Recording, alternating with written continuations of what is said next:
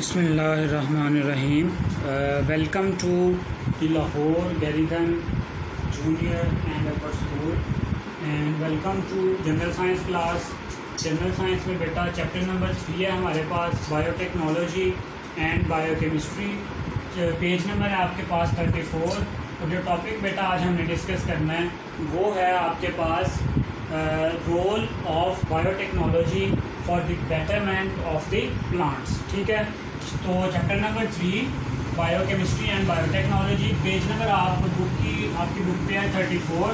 तो जो टॉपिक बेटा आज हमें डिस्कस करना है वो है role of biotechnology for the betterment of the plants. आज के लेक्चर में बेटा हम देखेंगे कि हम किस तरह से जो बायोटेक्नोलॉजी में डिफरेंट जो हमारी टेक्निक्स हैं उनको यूज़ करते हुए जो प्लांट्स हैं उनकी बेहतरी के लिए हम क्या क्या जो खिदमात हैं वो सारा अंजाम दे सकते हैं। किस किस तरह से जो प्लांट वेराइटीज़ हैं उनको हम बायोटेक्नोलॉजी को यूज़ करते हुए बेहतर बना सकते हैं। क्लियर है? लास्ट लेक्चर में भी हमने देखा था कि किस तरह से हम हाई यील्ड जो प्लांट्स हैं वो बायोटेक्नोलॉजी या जेनेटिक इंजीनियरिंग की मदद से हासिल कर सकते हैं। ठीक है, चलें बेटा डिफरेंट 3 पॉइंट्स आपकी बुक में डिस्कस किए हुए हैं। जो पहला पॉइंट है आपके पास वो है वीड किलिंग एबिलिटी।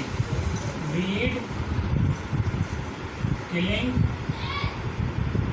एबिलिटी। अब बेटा पहली बात तो समझें वीड क्या है। वीड बेटा आपके पास कोई भी ऐसी जड़ी बूटी जो गैर ज़रूरी हो। ठीक है, क्रॉप्स में फसलों में कोई भी किसी भी किस्म की ऐसी कोई जड़ी बूटी जो क्रॉप्स के लिए गैर ज़रूरी हो, जो उनके लिए हार्मफुल हो, बेटा उसको हम क्या कहते हैं? वीड। अब उसका नुकसान क्या है? उसका नुकसान ये है कि बेटा वो जो सॉइल है उससे वो डिफरेंट न्यूट्रिएंट्स भी ले रही है। जो आप पानी क्रॉप को लगा रहे हो वो पानी भी यूज़ कर रही है। ठीक है, और उस पर डिफरेंट तरह के जो पेस्ट्स हैं वो भी ग्रो कर रहे हैं। सो बेटा उनको किल करने के लिए, वीड को किल करने के लिए जो बायोटेक्नोलॉजी है वो क्या करती है? हमें डिफरेंट जो स्टेप्स हैं, डिफरेंट मेथड्स हैं वो बताती है। ठीक है, चलें। Herbicides are the chemicals which are used to control the weed or unwanted plants. पहली बात आ गई, पहला शॉर्ट क्वेश्चन आ गया, What are herbicides? ठीक है, What are herbicides? तो बेटा आपके पास herbicides क्या हैं? Chemicals हैं। Herbicides are the chemicals which are used किसके लिए? Which are used to control the weed or unwanted plants. Which are used to control क्या? To control the weeds or unwanted plants. Clear हो गया? तो ये जो आपके पास हेर्बिसाइड्स ऐसे केमिकल्स हैं फॉर जिनको हम स्प्रे करते हैं तो वो क्या करते हैं? वो जो जड़ी बूटियां हैं उनको या जो अनवांटेड प्लांट्स हैं उनको क्या कर देते हैं? किल कर देते हैं। ठीक है, ख़त्म कर देते हैं। Sometimes these herbicides also affect the crop besides killing the weeds. अब बेटा देखें, समटाइम्स क्या होता है, बाद औक़ात यही जो आपके पास हेर्बिसाइड्स हैं ये वीड्स तो किल करते ही करते हैं, लेकिन उसके साथ साथ जो आपकी मेजर क्रॉप होती है उसको भी क्या करते हैं?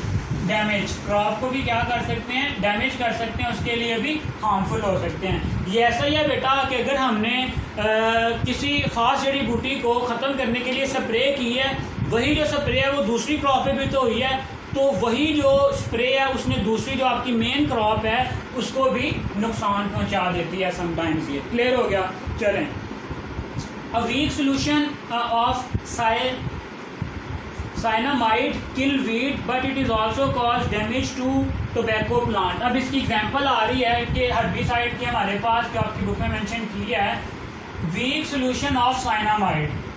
Weak solution of cyanamide. अब weak solution से क्या मुराद है?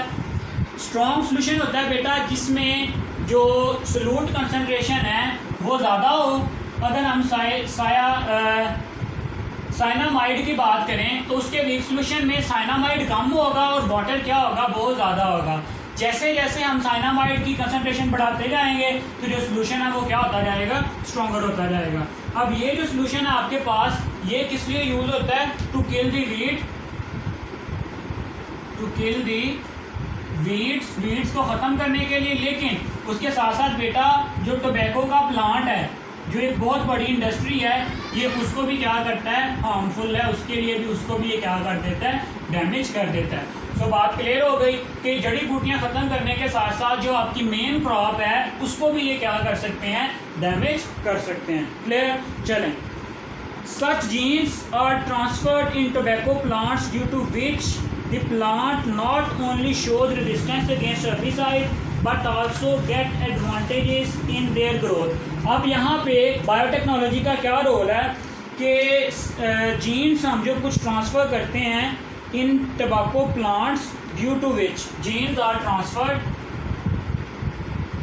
कुछ जीन्स हम उनको ट्रांसफ़र करते हैं, जीन्स आर ट्रांसफर्ड, कहाँ पे ट्रांसफ़र करते हैं हमने, जीन्स को बेटा हम ट्रांसफ़र करते हैं, genes are transfer to tobacco plant में हम उन जीन्स को ट्रांसफ़र करते हैं। कौन से जीन्स, जो जीन्स आपके पास क्या करते हैं,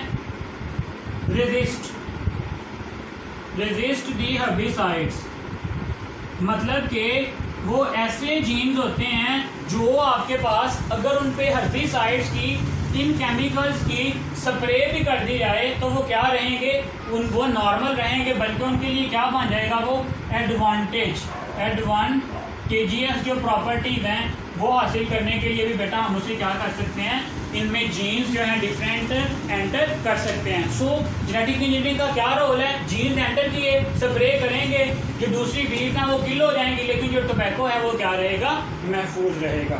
क्लियर हो गया। चलें, ये तो आ गया हर्बिसाइड्स या किलिंग ऑफ वीड, मतलब कि वीड को किस तरह से बायोटेक्नोलॉजी की मदद से हम क्या करते हैं, किल करवाते हैं। चलें जी, अब नेक्स्ट जो है पॉइंट 2 आपके पास, पॉइंट 2 है पेस्ट रेजिस्टेंस। ठीक है, पेस्ट रेजिस्टेंस। अब बेटा डिफरेंट तरह के जो कीड़े मकोड़े हैं वो भी तो आपने देखा होगा क्रॉप्स को नुकसान पहुंचाते हैं। ठीक है, क्रॉप्स को खा जाते हैं, उसकी जड़ से उसको उखाड़ देते हैं।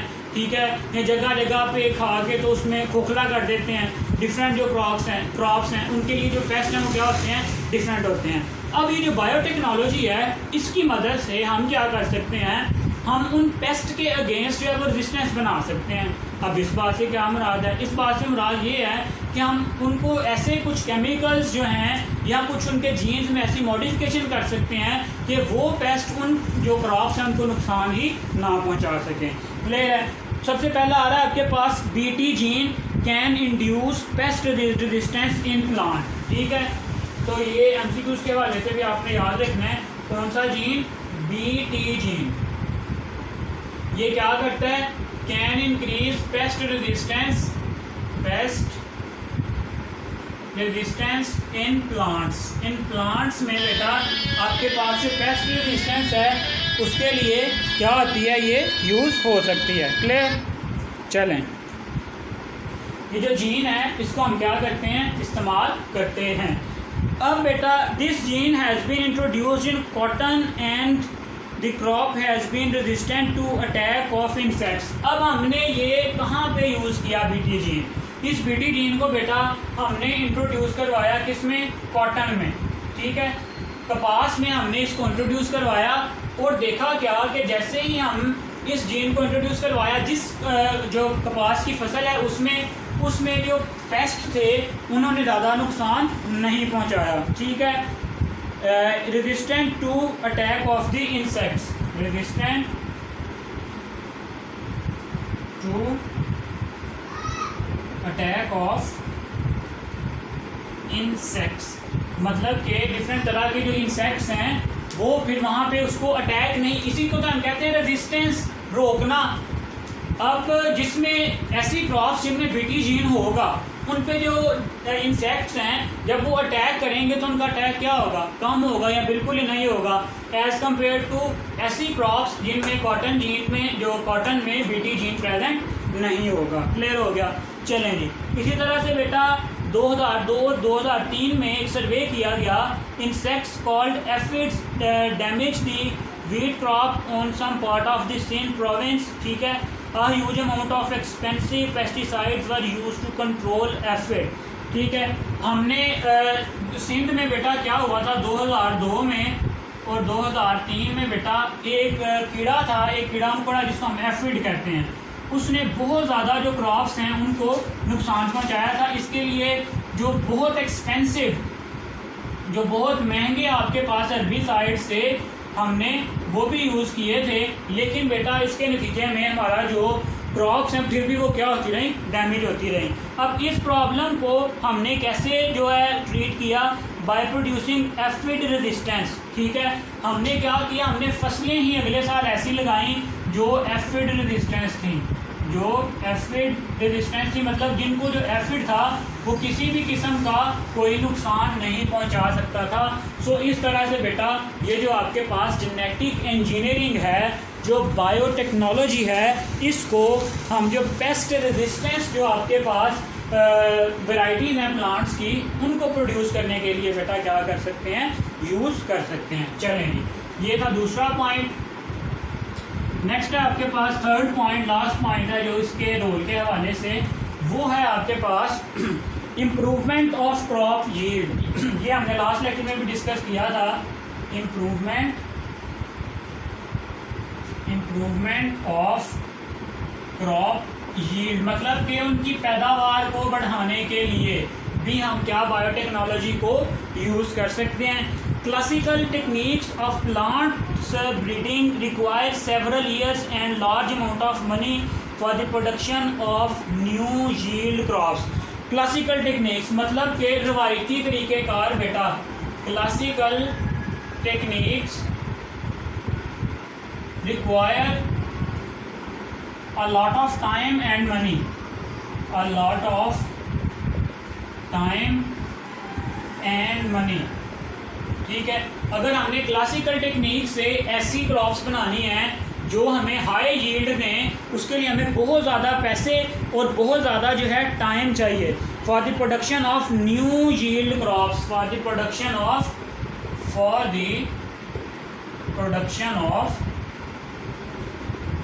न्यू यील्ड क्रॉप्स, ठीक है। उसके लिए हमें बहुत ज़्यादा पैसा और बहुत ज़्यादा टाइम चाहिए, लेकिन through genetic engineering in a short time high yield crops are produce. Through genetic, तो अब हम जो है जेनेटिक इंजीनियरिंग की मदद से क्या करते हैं, in short time high yield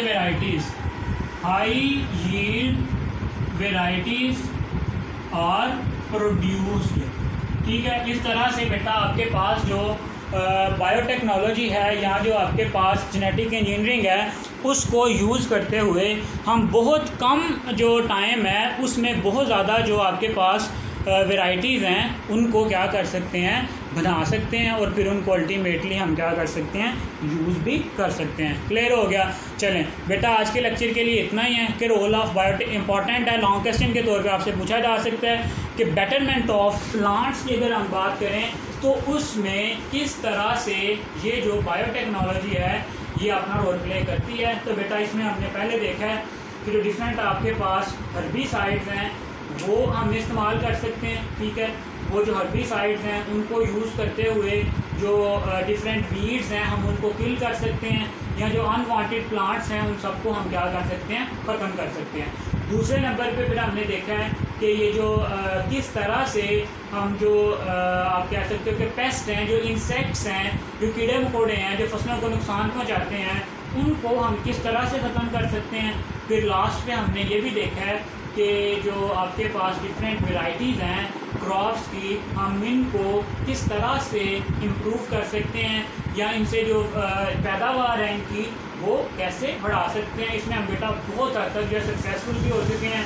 अगर आज से चंद साल पीछे जाएं तो जो क्रॉप की प्रोडक्शन थी डिफरेंट क्रॉप्स की, लाइक आप कह सकते हो मकई की, गंदम की, चने की, वो बहुत कम थी। लेकिन अब हमने ऐसी वैरायटीज़ तैयार कर ली हैं जो कम वक्त में हमें बहुत ज़्यादा जो पैदावार है वो फ्राहम करती हैं और जिससे हम बहुत ज़्यादा मुनाफा भी क्या करते हैं, कमा लेते हैं, हासिल करते हैं। सो बेटा बायोटेक्नोलॉजी का और जेनेटिक इंजीनियरिंग का हमारी ज़िंदगी में बहुत इंपॉर्टेंट रोल है। सो इसको हमने डिस्कस भी किया है पहले एनिमल्स में, प्लांट्स में, ठीक है। तो आज के लेक्चर के लिए बेटा जी इतना ही। नेक्स्ट इंशाल्लाह फिर हम जो है वो अगले लेक्चर में डिस्कस करेंगे। अल्लाह हाफ़िज़।